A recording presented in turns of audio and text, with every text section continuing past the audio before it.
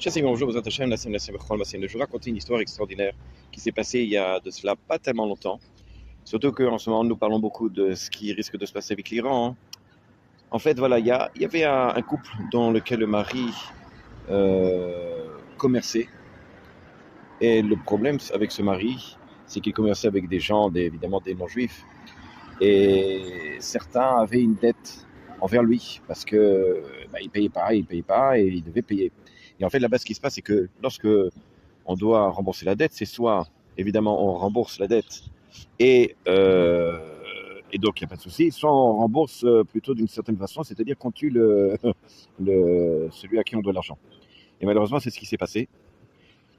Et la femme s'est retrouvée seule avec ses 3 petits-enfants. Et voilà que le Rosh HaKeila, le chef de la Keila en Iran, lui dit, regarde, tu es en danger toi aussi, et tu dois partir, tu dois faire tout le machin pour partir. Et ce qui se passe, c'est que il y a une personne qui va les accompagner, en tout cas accompagner la femme, moyennant une certaine somme d'argent, et accompagner évidemment avec les petits-enfants. La chose, c'est de les amener jusqu'à la limite du pays, et là-bas, ils seront sauvés. Elle accepte, ils partent la nuit, parce que dans la journée, c'est évidemment, c'est pas possible. Et en partant dans la journée, voilà que, enfin dans la nuit, je veux dire, voilà que il marche, après une journée de marche, elle n'en peut plus. Elle dit, regarde, je n'arrive plus, laisse-moi ici. Je n'arrive plus, va, laisse-moi tranquille. C'est à ce moment-là, celui qui devait les accompagner sort un pistolet, lui dit, regarde, il n'y a pas de souci, je te laisse ici, mais pas vivante. Parce que les Iraniens, la police peut t'attraper, et à ce moment-là, moi, je risque d'avoir des problèmes de sécurité. Donc c'est soit tu restes ici mais morte, et soit tu viens et tu continues. Évidemment, sous ces conditions-là, elle accepte de continuer, elle n'avait pas le choix. Donc elle continue à marcher. Et voilà qu'après une journée et demie harassante, elle voit l'endroit doit passer par une montagne, un chemin étroit et même dangereux. Elle dit, moi je ne passerai pas là-bas. Je ne veux pas continuer là-bas, je suis épuisé, je n'en peux plus. Tu sais quoi? Eh bien, tu fais comme tu es, mais j'avancerai plus. Je lui dis, il n'y a pas de souci. À ce moment-là, il sort un couteau. Et elle le regarde, il dit, mais attends, pourquoi avec un couteau?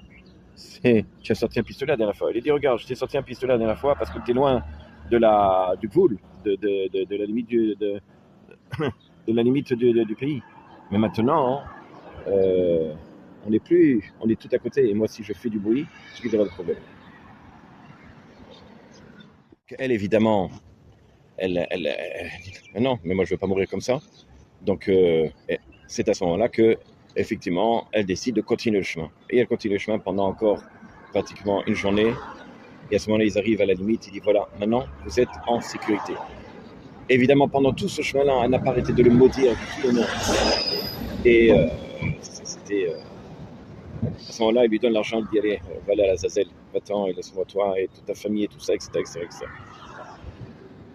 C'est à ce moment-là qu'il prend l'argent, mais il lui dit, je veux pas ton argent, reprends-le. Il enlève son déguisement, et elle se rend compte qu'en face, c'était un juif religieux. Il dit, mais je comprends pas, pourquoi vous êtes déguisé, pourquoi je me déguise, c'est comme ça. Et tout ce que tu as dit comme malédiction, honnêtement, j'ai jamais vu quelqu'un qui a autant de mots, et je sais pas que dans un dictionnaire, il y avait autant de mots. Mais c'était pour te sauver. Et évidemment que j'allais pas te tuer. Et au Hachem, cette femme-là avec les enfants était sauvée. Ce que l'on retire ici, ce que l'on enseigne ici, c'est que très bientôt, Akadosh Baruch Hu, il va enlever son déguisement, si on peut dire comme ça. Et on va être étonné, quoi, c'est toi Akadosh Baruch Hu? Des épreuves dans la panassa, des épreuves dans la santé, des épreuves. Oui, il va dire Hachem.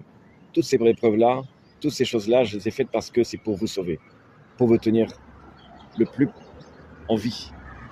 Ou sinon, vous risquez de partir.